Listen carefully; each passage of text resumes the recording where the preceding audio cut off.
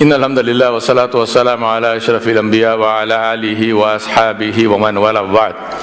My dear brothers and sisters and elders, assalamu alaikum wa rahmatullahi wa barakatuh. Welcome to the series of sessions, inshallah, on Tazkiyyatun Nafs, beautifying the inner self. It's a great pleasure and honor for me to introduce to you Dr. Muhammad Ali Hazratji, who is a consulting neurologist and who is my ustad.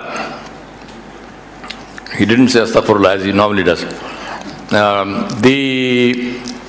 must tell you a little story before to introduce what's going to happen. The story is when my wife and I, when we went to America in 97 or 96. My wife's intentions, she knows, and Allah knows, alhamdulillah, they're usually better than mine. But my intention was, Dr. Muhammad Ali Hazratji has 2 coat hangers in his garage. There's a red coat hanger and a yellow coat hanger. And these are the most expensive coat hangers that anybody can have in the world. So these were these 2 coat hangers. They are called by some other name which begins with an F, and it's an Italian name.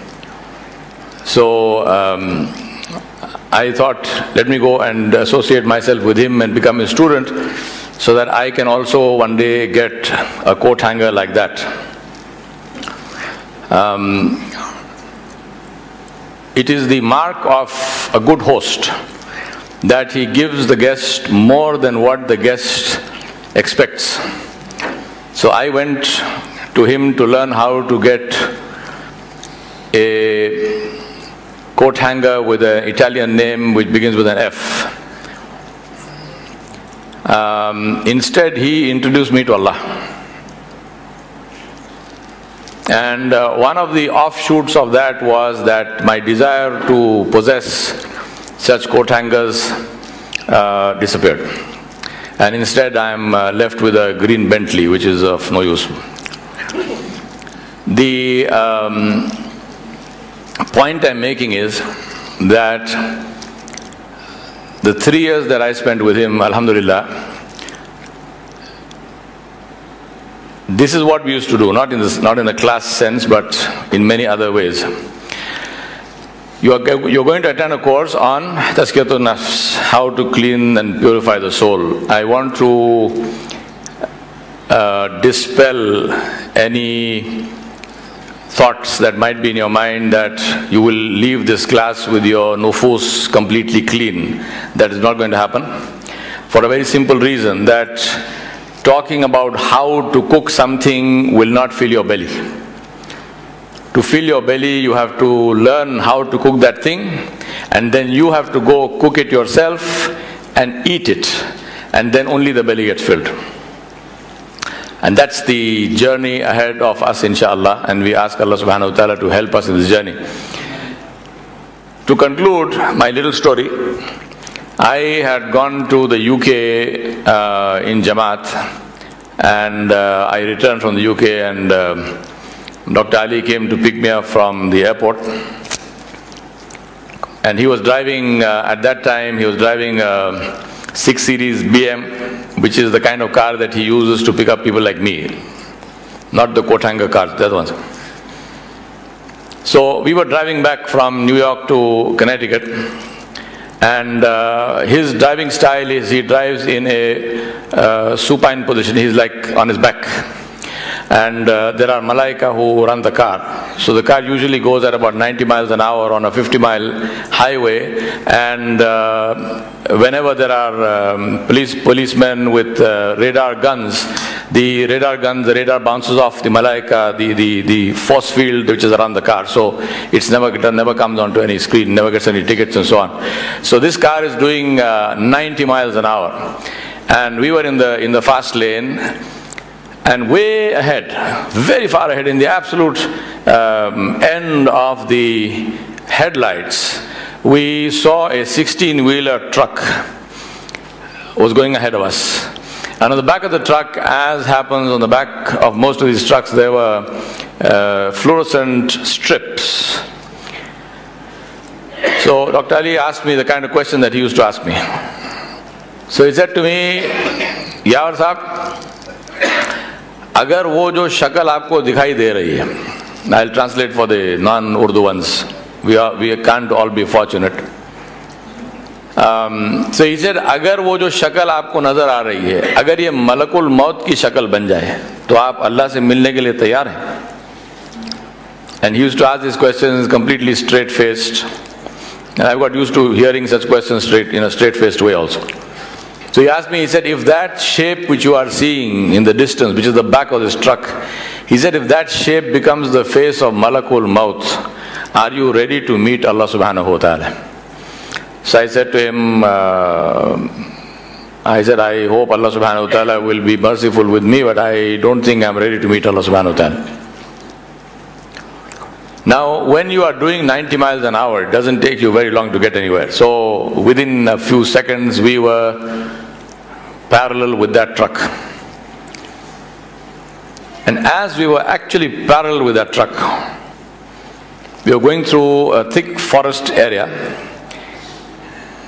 With parallel with that truck, we were doing 90 miles an hour. A huge deer, doe, came clean across. It leapt the barrier, landed right in front of our car, took another leap, went in front of the truck slammed it, and it went flying along the highway. Now all this took much longer than it took to actually happen. It just went in front of the car and it went. A split second, when you're doing 90 miles an hour, it takes you less than a second to do 10 feet or 15 feet or whatever it was that deer was there. Now if that deer had been slower, and if it was not the will of Allah subhanahu wa ta'ala, both of us would have been sitting in Jannah, and if Allah subhanahu wa ta'ala willed, maybe we would have been watching you doing this, wallahu alam.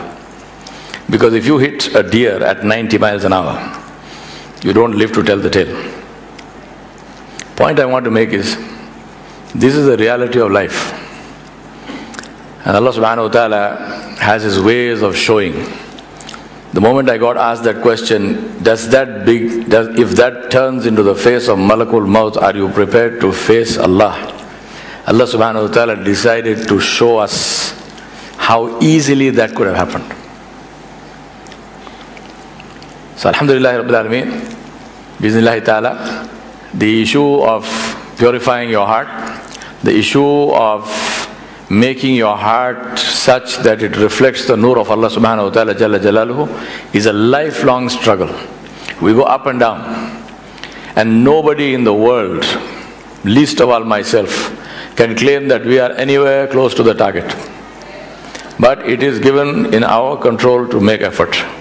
And inshallah we ask Allah subhanahu wa ta'ala to put barakah in our effort, to make this effort easy, to make this effort something that we enjoy doing, because the only way that you are going to do this effort is if you learn to love the journey.